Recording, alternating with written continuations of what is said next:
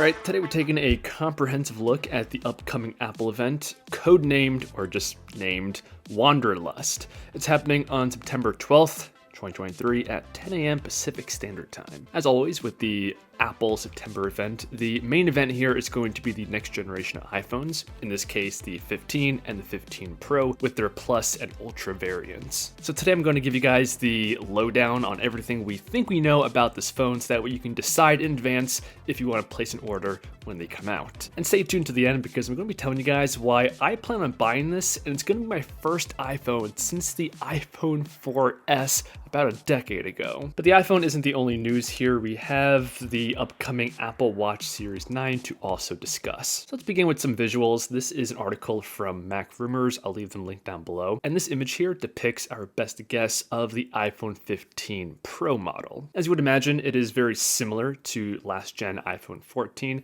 with some subtle iterative changes. Apple likes to give you some reason to upgrade after all.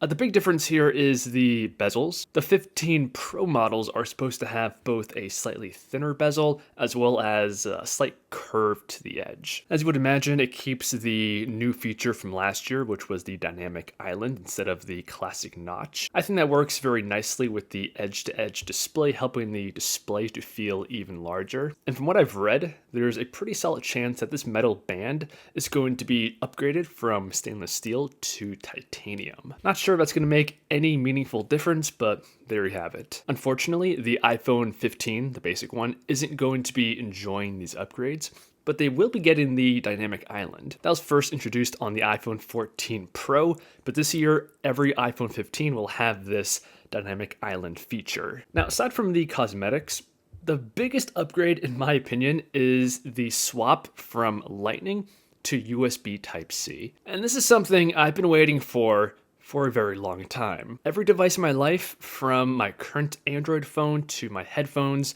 to my iPad, uses USB Type-C. And it sounds small and petty, but this was one of the big reasons keeping me from buying an iPhone. But the iPhone 15, all models will enjoy a new USB Type-C charging port, and Apple didn't even do this out of the kindness of their heart. This is from a court EU ruling that forces Apple to comply with standard charging techniques, and that's the only reason we're about to have a Type-C iPhone. It charges at a speed of 35 watts, and the wireless charging is at 15 watts. The next major change, I'm kind of going in order of what I think is the most impactful downward, is a new processor. This affects basically every aspect of the phone. It can allow new features, but the primary impact is going to be performance and battery life. So the A17 chip is going to be a 3 nanometer chip with a plus 10% performance and plus about 30% in battery. But unfortunately, this is only going to be in the Pro models. This is something annoying Apple does. They only put the best processor in the Pro version of their phone. Last year, only the iPhone 14 Pro got the then new A16 chip, and that A16 processor is what the non-Pro iPhone 15s will be equipped with this year. So to simply put it, the iPhone 15 should have the same performance as the iPhone 14 Pro from last year, and the 15 Pro is what has the actual upgrade here. They also did a similar thing with the camera. The iPhone 14 Pro had a brand new 48 megapixel main camera, and this year both the Pro and the non-Pro will have this camera upgrade. And here's a nice comprehensive chart from Phone Arena showing us the exact expected specifications for the various cameras in the various phone models. So again, for that main camera, the 15, 15 Plus, and the Pros will have 48 megapixels f1.8, and the Pro Max might have a slightly newer sensor. When it comes to the ultra wide, the Pros have a slightly lower f-stop, f2.2 versus 2.4, allowing slightly more light into the camera. But probably the biggest news when it comes to the camera is the periscope lens that the Pro Max will come equipped with.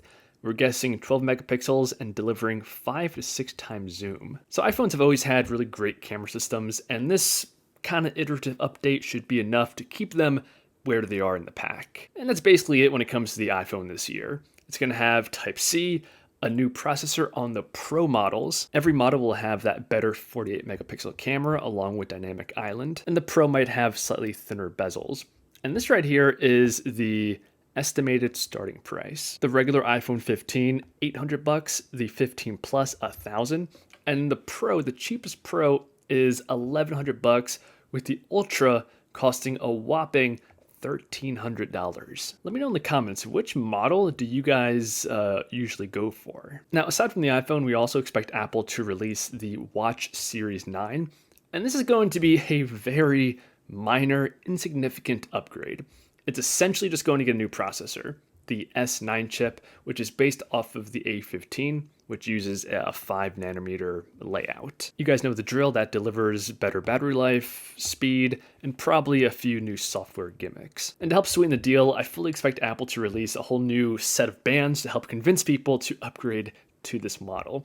And the starting price, as always, should be $399. So that's all the major things we expect Apple to release this year in September. There's nothing major, just iterative updates this time around. But for me, it's enough to finally convince me to buy an iPhone for the first time since the 4S. And my reason for this is mostly because the iPhone finally has Type-C. Aside from the charging port, the whole debate between Android and Apple, I feel like it used to, back in like 2015, there used to be a bigger difference between the two ecosystems. But nowadays, they've converged. Technology tends to do that, and both Android and Apple phones deliver great user experiences. I have an iPad Pro, in fact that's what I'm using right now to record this video, and I've been very happy with it. And just more generally, Apple really has something special going on with their in-house processors. I think their cameras are also some of the best in the business, and now with USB Type-C, there's just nothing holding me back from switching to an iPhone, at least for now, and trying it out. But that's it for now. I'll see you guys in the next one.